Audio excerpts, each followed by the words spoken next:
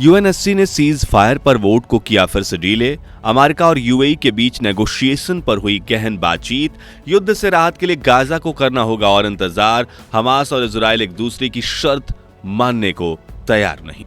जी हां दोस्तों, Israel Hamas के बीच चल रही लड़ाई में जिस सीज फायर को लागू होने की उम्मीद की जा रही थी, फिलहाल उन उम्मीदों को एक बड़ा झटका लगा है, क्योंकि यूएनएससी यानी यूनाइटेड नेशंस सिक्योरिटी काउंसिल ने सीज फायर रेजोल्यूशन पर की जाने वाली मीटिंग को फिर से डिले कर दिया है। इस मीटिंग के लिए अमेरिका और यूएई के बीच जबरदस्त नेगोशिएशन किया जा रहा है और जब तक ये किसी नतीजे पर नहीं पहुंच जाते तब तक हो सकता है कि यूएनएससी की इस मीटिंग को शेड्यूल ना किया जाए। यानी गाजा के जिन लोगों को इस समय एक एक पल काटना भारी हो रहा है, उन्हें युद्ध से राहत पाने के लिए अभी एक लंबा इंतजार करना पड़ेगा, क्योंकि सिर्फ यूएनएससी ही नहीं बल्कि इजराइल और हमास ने भी टेम्परेरी सीज फायर के लिए एक दूसरे की शर्तों को मानने से इनकार कर दिया है। यानी जिस तरह इस युद्ध में पिछली बार एक हफ्ते का सीज फायर किया गया था, वैसा अब इस बार होने की उम्मीद लगभग खत्म हो गई है और इसी के चलते इजराइल ने गाजा पर फिर से टनों बम की बरसात करना स्टार्ट कर दिया है। सवाल ये उठता है कि यूएनएससी की आखिर इस मुद्दे पर अपनी मीटिंग को बार बार डिले करने की वजह क्या है? क्या वजह है कि इजराइल और हमास एक दूसरे की शर्त मानने से साफ इनकार कर रहे हैं और अब इस युद्ध के खत्म होने की क्या उम्मीद बाकी रह गई है? इन सब चीजों पर आज हम इस वीडियो में चर्चा करने वाले हैं, इसलिए इसे अंत तक जरूर देखिएगा। साथ ही अगर आप चैनल पर नए हैं तो ऐसे ही अपडेट्स पाने के लिए सब्सक्राइब करना बिल्कुल भी ना भूलें। दोस्तों, इजराइल हमास के बीच जंग शुरू हुई 2.5 महीने के ऊपर हो गया है और दुनिया भर की कोशिश करने के बावजूद भी ये लड़ाई रुकने का नाम नहीं ले रही है। दुनिया के कई देश इस युद्ध को रोकने की कोशिश में लगे हुए हैं, मगर उनकी सारी कोशिशें नाकाम हो रही हैं। आप में से काफी लोगों को पता होगा कि ये युद्ध 7 अक्टूबर 2023 के दिन शुरू हुआ और जब से ये लड़ाई शुरू हुई है तभी से एक दिन ऐसा नहीं है जिसमें किसी इंसान की मौत ना हुई हो। खासतौर से गाजा का हाल हद से ज्यादा बुरा है। WHO और ह्यूमन राइट्स जैसे संगठनों ने गाजा के हालातों की तुलना नर्क से की है। उनका कहना है कि धरती पर अगर कोई नर्क है तो वो गाजा ही है, क्योंकि गाजा में इस समय लोगों की बेसिक नीड्स जैसे वाटर सिस्टम और हेल्थ केयर जैसी सुविधाएं पूरी तरह से ठप हो चुकी हैं। लोगों के पास न सर छुपाने के लिए छत है और ना ही 2 वक्त की रोटी का कोई इंतजाम है। आपको बता दें कि 7 अक्टूबर से पहले भी यहाँ का जीवन को इतना ज्यादा खुशहाल नहीं था, क्योंकि पहले भी गाजा पट्टी पर आए दिन इजरायली वायुसेना के हवाई हमले होते रहते थे। इसके बावजूद भी वो लोग खुश थे, क्योंकि उनका घर, कारोबार और उनके अपने सलामत थे। मगर जब से ये जंग शुरू हुई है तब से गाजा पट्टी के लोगों का जीवन नर्क बन गया है और इसका सबसे बड़ा कारण है इजरायली वायुसेना द्वारा पिछले 80 दिनों से लगातार किए जा रहे हवाई हमले। आपको जानकर हैरानी होगी कि इस युद्ध में इजरायली सेना गाजा पर इतने बम गिरा चुके हैं कि अगर उनके वजन को तोला जाए तो वो 2 करोड़ किलोग्राम को क्रॉस कर जाएगा।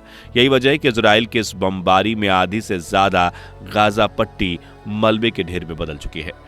जहां नजर उठाकर देखें सिर्फ मलबा ही मलबा दिखाई देता है। ताजा आंकड़ों की बात करें तो गाजा में मरने वाले लोगों की गिनती 22,000 को क्रॉस कर चुकी है और कुछ सोर्सेस दावा करती हैं कि यह नंबर 28,000 के करीब है। मरने वाले लोगों में नए जन्मे बच्चों से लेकर 80 साल के बुजुर्ग तक हर उम्र के लोग शामिल हैं। इजरायली सेना किसी पर कोई रहम नहीं दिखा रही, चाहे सामने मासूम बच्चा खड़ा हो या फिर प्रेग्नेंट महिला। यही वजह है कि इस नरसंहार को रोकने के लिए दुनिया के कई देश जी जान से कोशिश में लगे हुए हैं और इन्हीं कोशिशों के चलते लोगों को यह युद्ध रुकने की दिशा में उम्मीद की किरण नजर आई थी कि शायद ये लड़ाई कुछ दिनों के लिए रुक जाएगी, लेकिन ऐसा नहीं हो पाया, क्योंकि इजराइल और हमास ने एक दूसरे की शर्तों को मानने से इनकार कर दिया। अब इनकी ये शर्तें क्या थीं और क्योंकि इन्होंने सीज फायर की शर्तों को मानने से मना कर दिया, इसी के चलते इस बारे में आपको डिटेल में चलिए समझाते हैं। सबसे पहले आपको बता दें कि यह जंग शुरू कैसे हुई। असल में 7 अक्टूबर 2023 के दिन हमास ने इजराइल पर अचानक से हमला बोल दिया। उनके इस हमले में इजराइल के करीब 1200 लोग मारे गए और तकरीबन 250 लोगों को किडनैप करके हमास ने अपना बंधक बना लिया। अब हमास से अपने बंधकों को छुड़ाने के लिए इजराइल ने तुरंत उन पर हमला कर दिया और युद्ध छेड़ दिया और तब से लेकर अब तक इन दोनों पक्षों के बीच ये जंग चल रही है, जिसमें जान और माल का नुकसान गाजा पट्टी में रहने वाले बेकसूर फिलिस्तीनियों को हो रहा है। असल में हमास ने गाजा के अंदर सुरंगों को अपना नेटवर्क बनाया हुआ है, जिसमें छिपकर वो अपने दुश्मन पर हमला करता है। अब क्योंकि इजराइल के लिए हमास के फाइटर्स और कमांडर्स को ढूंढना मुमकिन नहीं, तो वो अपना गुस्सा मासूम फिलिस्तीनियों पर निकाल रहा है। आप खुद सोचिए, 250 बंधकों को छुड़ाने के लिए इजराइल लगभग 28,000 मासूम फिलिस्तीनियों की जान तक ले चुका है। इस आंकड़े को देखकर तो यही लगता है कि इजराइल अपने बंधकों को छुड़ाने की आड़ में फिलिस्तीनियों पर अपनी भड़ास निकाल रहा है।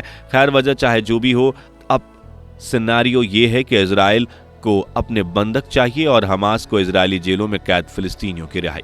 इसको लेकर अभी कुछ दिनों पहले इन दोनों पक्षों के बीच सीज फायर करने का एक समझौता हुआ था। इस समझौते में हमास ने इजराइल के करीब 105 बंधक रिहा किए थे और बदले में इजराइल ने 150 फिलिस्तीनी कैदियों को अपनी जेल से रिहा किया था।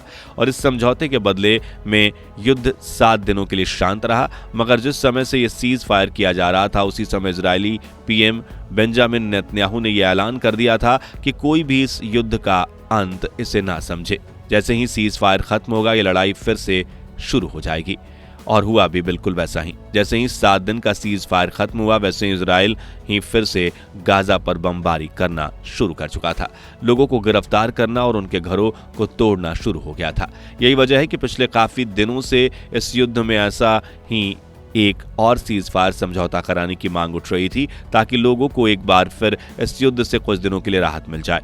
इस बार भी इजराइल ने पिछली बार की तरह सेम शर्तें रखी, जिसमें हमास से 50 बंधकों को रिहा करने के लिए कहा गया। बदले में वो 150 फिलिस्तीनी कैदियों को छोड़ेंगे और इस डील के बदले 4 दिनों का सीज फायर किया जाएगा। साथ ही हमास जब तक रोजाना 10 बंधकों को रिहा करता रहेगा, तब तक ये सीज फायर बढ़ता जाएगा।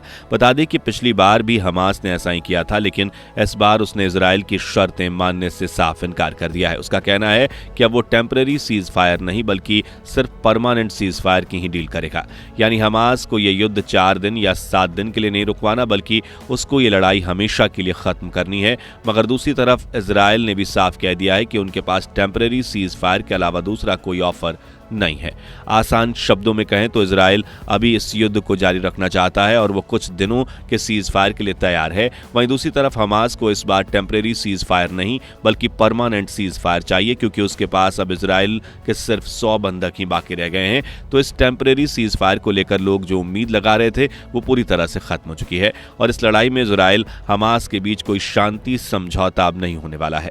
ऐसे में लोगों की सारी उम्मीदें अब यूएनएससी की तरफ शिफ्ट हो गई हैं। दरअसल यूएनएससी इस युद्ध को रोकने के रेजोल्यूशन के लिए एक मीटिंग रखने वाला है, जिसमें वोटिंग के आधार पर यह तय होगा कि लड़ाई रुकनी चाहिए या नहीं। जानकारी के लिए आप सभी को बता दें कि अभी 2 हफ्ते पहले ही यूएनएससी ने इस तरह की एक मीटिंग रखी थी और उसमें अमेरिका ने रेजोल्यूशन के खिलाफ वोट करके सीज फायर लागू होने से रोक दिया था, क्योंकि अमेरिका के मन में इस युद्ध को लेकर कंसर्न थे कि इसके इन्हीं कंसर्न्स को दूर करने के लिए यूएई की उससे बहुत गहरी बातचीत चल रही है और जब तक इनका ये नेगोशिएशन खत्म नहीं हो जाता, तब तक शायद यूएनएससी इस मीटिंग को शेड्यूल नहीं करेगा। ऐसे में पूरा दारोमदार इस समय यूएई पर है। अगर यूएई किसी तरह अमेरिका को इस सीज फायर रेजोल्यूशन के पक्ष में वोट देने को राजी कर लेता है, तो हो सकता है कि इस युद्ध को हमेशा के लिए रुकवा दिया जाए और गाजा के लोग भी यही उम्मीद कर रहे हैं कि यूएनएससी की तरफ से उन्हें कोई राहत पहुंचाई जाए। वैसे आपको क्या लगता है, यूएनएससी इस युद्ध को रोकने का कोई रास्ता निकाल पाएगा या नहीं? कमेंट करके अपनी राय जरूर शेयर करें। बाकी दोस्तों, हमारी आज की इस वीडियो में बस इतना ही था। वीडियो अच्छी लगी हो तो इसे लाइक शेयर जरूर करना और अगर आप हमारे फेसबुक पेज पर नए हैं तो पेज को फॉलो भी जरूर करें। मिलते हैं जल्दी एक और इंटरेस्टिंग वीडियो में, तब तक के लिए गुड बाय, जय हिंद।